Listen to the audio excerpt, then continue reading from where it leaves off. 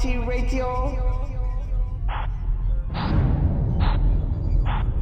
Welcome, everyone. This is Wednesday Championship Conversation with Cynthia Sin, Arceo, King of the Cage standout. Strawweight standout. She has a title fight coming up in December 2nd. You hear all about that. You hear about her latest win earlier this month in September. Also her fighting style, Albert, right? Something It's near and dear to your heart. Yeah, very near. That's my favorite type of style, the Machida style. Machida style. Again, if you people haven't looked her up, Cynthia Sin Arceo, just Google her name. You'll be super glad you did. Her fighting style is very unique to, I think, especially women's mixed martial arts, and you will not regret it as well. So it's a great interview. And again, I want to thank her for taking the time to speak with us. And if you guys haven't done so, make sure to catch our episode that dropped on Monday. We covered Luke Rockhold, calling out GSP, talk about John Jones, Daniel Cormier, all that good stuff. Just find us on YouTube page, iTunes, Podomac, all that good stuff. But again, ladies and gentlemen, here's Cynthia Sin Arceo. Hello, everyone. We have a special guest, Cynthia Sin Arceo. Cynthia, welcome to FiveRoundMMA. Thank you for taking the time to speak to us. How are you doing? I'm doing great. How about you guys? Very well, thank you. So, we are a few weeks removed from your last victory at King of the Cage, Never Quit, earlier in September. It was a 3-round TKO. So I want to ask you, what's your life like fight camp? Are you the type of person who's back in the gym right away? Do you take a couple weeks off? So what's it like, post fight? Well, post fight, I always go back to training right away. I like to keep it as long as I'm healthy, I go back to training right away. So, how about diet-wise? You on the strict diet, or you kind of like take it easy a little bit, maybe treat yourself every now and then? I treat myself every now and then after post-fight. Before fight, it's not a big deal. It's just basically no sugar. Yeah, that's the way to go. Then you have a huge amateur background, but as far as your pro debut, you only got 3 fights. But you have actually one of the most exciting styles I've seen in a long time. It's almost like Machida-esque. Can you let us know your background as far as martial arts? Yes, it's actually the same system as Machida. Okay. It's Shotokan Karate-do. Mm-hmm. Oh, wow. Is that something you kind of got into as younger age, karate, or you just kind of evolved your style when you started training for mixed martial arts? No, I actually, my first system is Shotokan Karate-do. Oh, wow. And then I evolved into the MMA. So, if you can, for the listeners here who've never seen you fight, can you describe your style, your in-cage style for mixed martial arts? What's it like? You see a little bit of Machida. Anything else maybe you could point to where fans could say, okay, I can kind of get what she looks like, what her fighting style is like?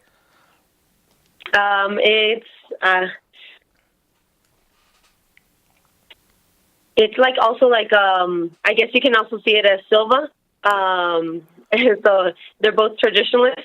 And I would say, I guess, exciting, because a lot of people tell me, well, I mean, you never know what's really going to happen. You have to be constantly watching. You can't look away, because then you'll miss it.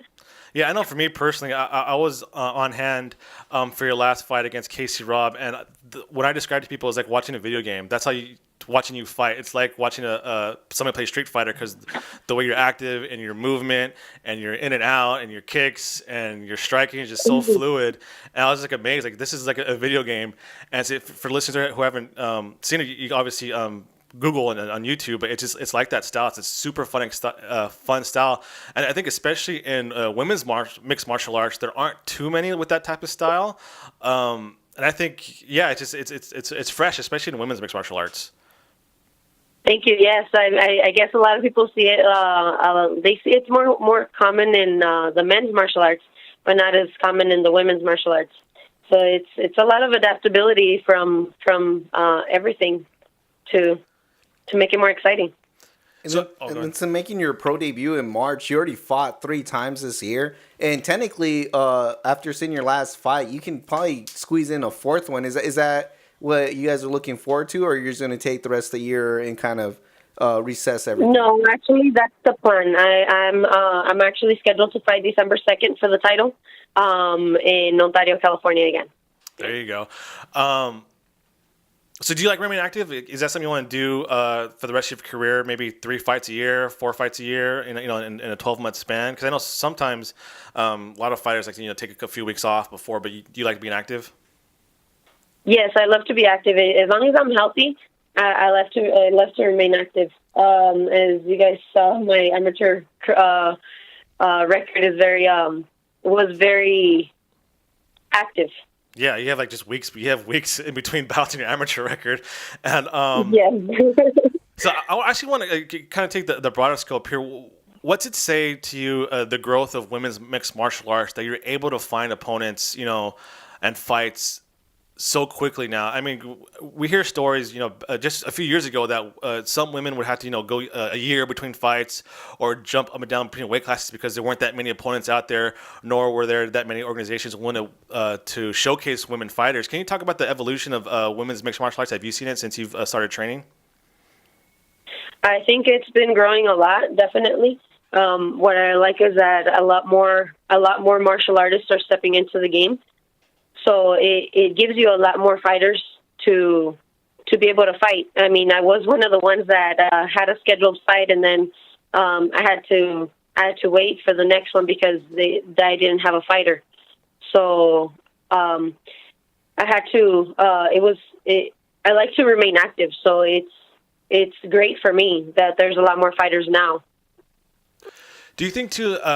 There'll be more of an influx. You said maybe there's karate fighters out there, judo fighters out there who will make the transition to mixed martial arts because it's maybe the money's a little bit better and the notoriety is there.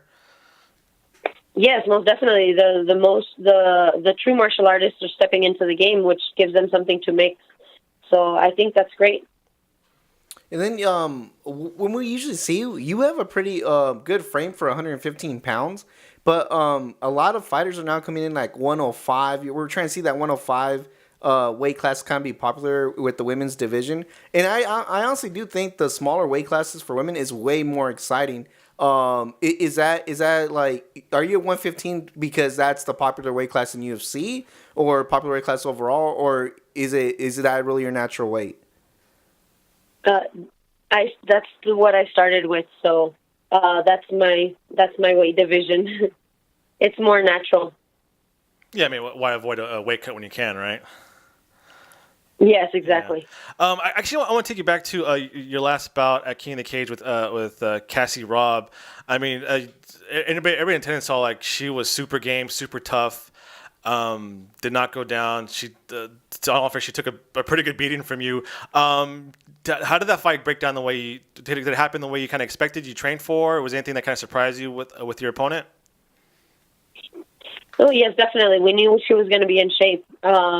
She comes from high altitude, so it's given. But and I knew she was going to train hard, so she's going to be very tough. She had just fought out of the United States and Japan, so she was going to be a tough opponent. So we knew that coming into it. But it was going to be. But actually, we were supposed to fight in January that was supposed to be my pro debut matchup. Mm-hmm. Oh wow. Oh, I didn't know that. That's cool. At the end, it didn't happen because she didn't get medically cleared. So, but we finally got to happen this time. Yeah. So I actually want to talk to you about King of the Cage itself. You had a very deep amateur record with them, and then now all three of your pro fights have been with King of the Cage. Can you talk about the organization and how you feel they've done to promote you, and how you feel just as a structure of the organization? Well, it's a great organization. It's a great worldwide organization. Mm. Number two, they treat their fighters really good. They treat me great. So I mean, it's perfect. It's great.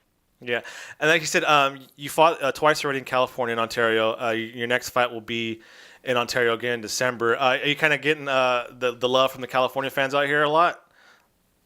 Oh yes, definitely, most definitely. I mean, there and everywhere, so it's been great. Yeah, no, your last fight at Never Quit, people were really excited that you're on the card and to see you. It was almost a near sellout crowd at the Citizens Bank Arena, and I think you were probably one of the showcase the fights people were really excited to see about on that for sure. So I want to take people just to your training camp as whole. Where do you train at? I train out of El Paso in United Shotokan Association Karate. It's for short USAK. Okay. It's a traditional Shotokan Karate Do school. Oh, wow. So how long have you been there? I've been there for almost a little bit over 20 years. Oh wow! So so what do you think about that gym and that school that you really like? That kind of that you're able to call it home. I like everything about it. I mean, the type of training, the type of challenges that it gives us. It's very hard. I guess some people might even call it brutal training, but it's very effective. So I love it. It just calls you. Do you think like people kind of over exaggerate like training camp injuries? I know it's like obviously like the UFC like criticizes some training camps for saying that they go too hard, that's why fighters pull out of fights when it's announced. Or do you think it's all subjective from camp to camp and fighter to fighter? No, I mean obviously yes, it could happen. But I've been blessed with a very good training camp that first of all, they take care of my body. So to make sure that I stay healthy throughout my camp. So it doesn't matter how hard I train. They can push me to the limit, but still make sure that I'm okay enough to fight. So I've been blessed. Yes, but yes, it does happen. Durably. So December 2nd, right? Correct. King of the Cage, title fight coming up. Anything different in preparing for this bout? It's only a couple months away. So your Thanksgiving might kind of suck, right, this year because you'll be in the middle of a training camp. Yes. It's not the first time though. It's okay. Yeah. It can be handled. Well, then think about it. Maybe your Christmas will be great. Maybe you have a new title and then you could feast out during Christmas time, right? Yes, exactly. After that, I believe the next week after that it'll be my birthday. Oh wow! So, there you go. Yes, I'll get to celebrate with cake and everything. There you go. It'll fall perfectly. Well, fingers crossed for you, Cynthia. We'll let you go now. We'll have to have you on again before the fight before that title fight, so we can help you promote it. Again, I want to thank you for taking the time to speak with us. I know you're super busy, but where can people get a hold of you on social media and see your up-to-date training and stuff like that? Okay, well, I'm on Instagram, I'm on Facebook, and I'm on Twitter now. Okay. So go ahead and like my pages. I believe my Instagram is Arceo. My Facebook is Cynthia Arceo, and then my Twitter is the same as my Facebook, Cynthia Arceo. Sweet. How about any sponsors you want to give a shout out to? Yes, most definitely my training camps. My sponsors, my training camps, USAK and Arceo MMA. My sponsors, I really appreciate them for standing by me all the way through. Good.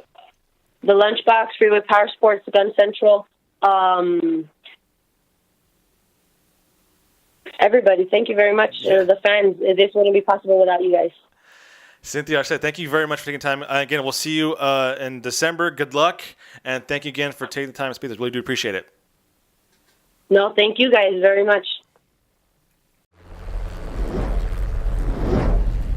You are now listening to FiveRoundMMA Radio.